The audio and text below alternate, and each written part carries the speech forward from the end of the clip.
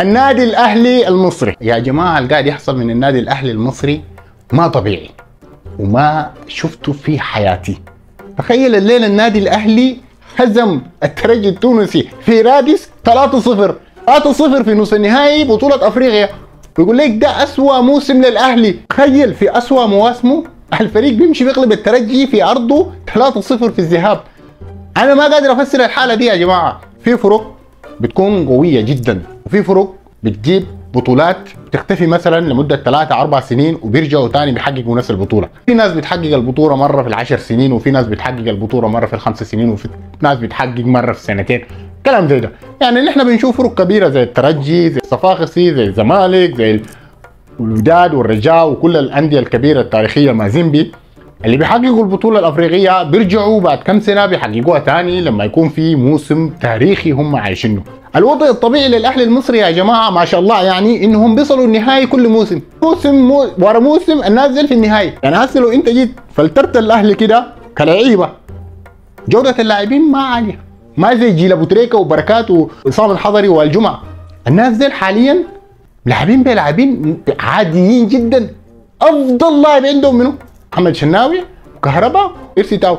يا اخوانا الفرق بتجي قدام الاهلي مهزومه. انا واحد من الناس ما بشجع الاهلي، انا زملكاوي وبشجع الهلال السوداني، وكنت بهاجم الاهلي مره واثنين وثلاثه. هاجمت الاهلي ودائما بتشاكل مع الاهلاويه ودائما بتشاكل مع اصحابي المصريين ديل الاهلاويه. لكن يا جماعه الحق يقال، الفريق ده بيهزمك بتاريخه. لو في ريال مدريد اوروبا يبقى الاهلي المصري في افريقيا. النادي ده كبير جدا بيقدر يهزمك بتاريخه حتى لو كان في اسوأ مواسمه. طبعا في ناس بيقول لك يا اخي والله ظروف، ودائما الاهلي بيقابل الفرق في ظروف صعبه، ودائما ما اعرف شنو كده جمهور، والهلال السوداني اتمنع جمهوره، والترجي التونسي جمهوره اتمنع. في حاجات كتير، كل زول عنده راي. كيف في الاخر يا جماعه بكل امانه هذا الفريق يهزمك بتاريخه، فريق يهزمك بالهيبه. كجوده لاعبين انت ممكن تكون احسن منه، كجوده لاعبين ممكن يكون الزمالك كان افضل من الاهلي في نهائي افريقيا 2020. اللي حصل شنو؟ الاهلي فاز، رجعوا تاني فازوا بالبطوله 2021. السنه فاتت خسروها في النهائي.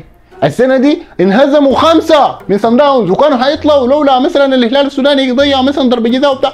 لا، رجعوا تاني، ركبوا على المجموعه ورجعوا تاهلوا نصف النهائي، وفي نصف النهائي فايزين 3-0 في رادس.